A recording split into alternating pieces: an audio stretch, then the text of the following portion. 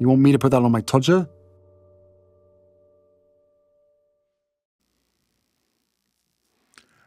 Harry's wife.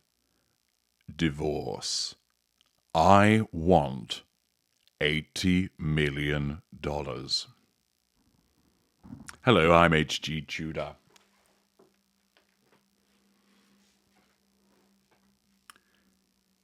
I have explained that the most likely outcome between Harry's wife and her ginger poodle Harry is divorce. This is because, since she is a narcissist, there is a risk of a disengagement trigger occurring.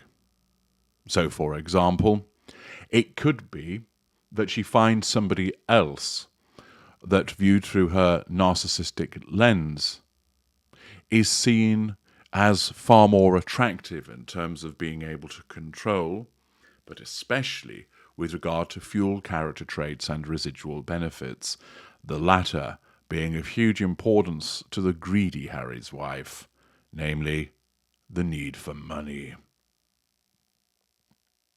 Harry is in the sustained devaluation. This is what always happens to the intimate partner primary source of a narcissist. There's no escape from it. You will always face the sustained devaluation. You can't stop it. The narcissist won't stop it. It always happens. But that doesn't mean that disengagement will necessarily follow. But as I've explained to you in detail, I see that the most likely outcome is that Harry will be disengaged from, because she'll either meet somebody else or she'll get rid of him, because essentially he proves too problematic in terms of making stupid mistakes and not bringing in enough with regard to the residual benefits. And thus he has served his purpose. There is a possibility, of course, that he might escape, but I see that as slim. He's very much under her control, and, of course, there's the issue of the children. If she is the one to disengage, then divorce will naturally follow. Divorce is another tool used by the narcissist for the purposes of asserting control over the victim and drawing fuel. If you have the audacity to commence divorce proceedings against a narcissist, you'll be painted black because it's a threat to control, and then you'll be faced with all manner of manipulations to, in effect, punish you and nullify the threat to control that you pose. This will happen over and over again, because each time there's a step in the process of the divorce, each time somebody asks the narcissist about how you're getting on with the divorce, each time they are reminded by their lawyer that they need to do something, you will come back on the radar. And as public enemy number one, you then run the risk of being hoovered or a smear occurring as a need to nullify the threat to control that the ongoing divorce presents. There are some rare instances where you might start divorce proceedings against a narcissist and they go along with it. This is simply because they want it too, because it suits their purposes. And the most usual reason for that is that there is somebody else that they have already promoted to the intimate partner primary source, and therefore they want to get on with that. And the divorce is essentially a thorn in their side that they want to get over as quickly as possible. If you are facing a divorce situation with a narcissist, you need to know what to expect, and I can assist you with that. You need to go to the Knowledge Vault and obtain Divorcing the Narcissist, What to Expect, an excellent assistance package that will bring you considerable insight. Harry is likely to need it, as he is likely to face the prospect of being divorced. And of course, as part of any divorce, there are three considerations. One, the granting of the divorce, which in most jurisdictions these days isn't too difficult to achieve. Secondly, arrangements with regard to the children, where they exist. And thirdly, the issue of money. Money of course, is a residual benefit for the narcissist.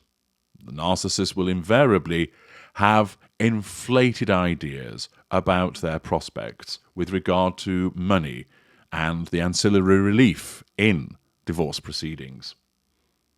The narcissist regards their assets as their assets, and you shouldn't be able to touch them. And in the circumstances, unless it suits them to do so, for reasons that I've touched on earlier, the narcissist is going to make you derisory proposals with regard to asset divvying up, spousal support, child maintenance, etc. Where it's the other way around, the narcissist will be looking to get their pound of flesh from you. If you are the higher earner, you will be expected to pay for the narcissist because, after all, you're the one that broke this marriage up. Even if it's them that did so, they will see it as you. And in their world, this equates into them being given fair recompense by you. In the relationship between Harry and Harry's wife, he, of course, is the one that has more money than her. Although, as a consequence of the deals, it would seem that she's closer to him monetarily than she once was, certainly at the beginning of the relationship. But nevertheless, this is likely to be the case that she will still have completely ridiculous demands in terms of what she believes that she's entitled to. Her narcissism, driven by paranoia, will maintain that he has secret monies, that also he has access to more money by virtue of who his father is. It will cause her to believe that as a consequence of his behaviour, where her narcissism will either use the truth, or more likely a grain of the truth and then twist it, to create the narrative that she's the victim of his abuse, and therefore she deserves a huge payment because of what she's had to endure. Her narcissism will tell her that she is the one that tried to save the marriage, that she gave her all, and he was just a drug-taking layabout who didn't pull his weight financially, who wasn't interested in doing the things that needed to be done to maintain brand Sussex, that he didn't help out with the children, that he was always arsing around on his Xbox and playing polo, and a lot of the time wasn't even able to be found. She will portray him as a neglectful, abusive, distant individual that wasn't any help whatsoever and in effect abused her. This is being done, of course, in the fullness of time, to manage the facade of being a victim to the outside world, but also to portray a picture and justification in her mind of her receiving a huge payout.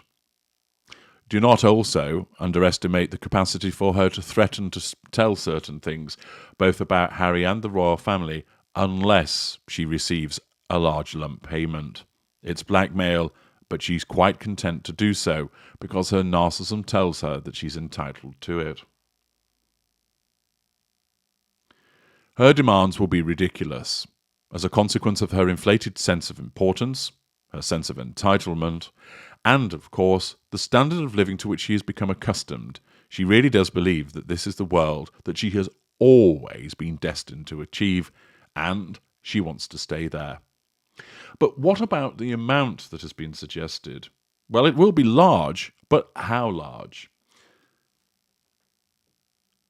Online, Markle tells us Harry's wife's astronomical divorce fee from Prince Harry revealed.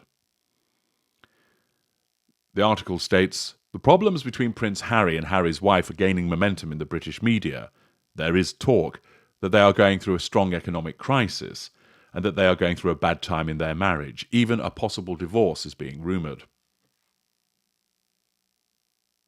All these rumours have arisen due to the non-celebration of their 5th wedding anniversary. The Telegraph reported that their relationship was deteriorating. They spoke to Harry's wife's makeup artist and friend and explained that Harry misses England. He has definitely found his place and is very settled in California, but he misses home. A British journalist expert on the royal family, Tom Bauer, has pointed out that they have started to live separate lives, and Harry's wife is getting tired of Harry. He also claimed that the professional failures they are going through are affecting them. and that Harry would have an option B of where to live if he were to separate from the actress. The latest reports say that Harry is staying at an exclusive hotel 2 hours away from the family home.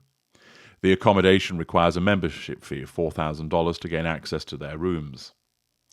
Adding to all these rumours, the British press is also reporting that Harry's wife has filed a financial demand for $80 million to sign the divorce papers, as well as demanding sole custody of the 2 children. Quite where this figure is plucked from, the article doesn't say, and it may well have been as a consequence of throwing fridge magnet numbers at a fridge and seeing what stuck. Nevertheless, it does provide a useful opportunity to understand the mentality of a narcissist when it comes to the issue of money in a divorce situation. And the fact is, Harry's wife would demand such a huge fee. Of course, whether that can actually be paid by Harry is another matter, whether he would have to go with the begging bowl. And the fact is that if she's also demanding sole custody of their 2 children, which of course is another understandable step that a narcissist would take to assert control over them and also over Harry, that may well also be because it means that she has to ask for more money because she's the one that has the children the whole time. She will use that as an excuse to get more money out of him. I don't know how much Harry is worth and whether $80 million would be representative of anywhere near what she could get from him. To my mind, it seems rather high. But the point is this: it would not be a surprise for her to demand such a ridiculous figure from him, given her rampant sense of entitlement and lack of emotional empathy. In the fullness of time, we may well find out what the amount is, if it's ever made public. But what we will find out in the not-too-distant future is that this marriage will end, and the most likely cause is her divorcing him. I'm H.G. Tudor. Thank you for listening.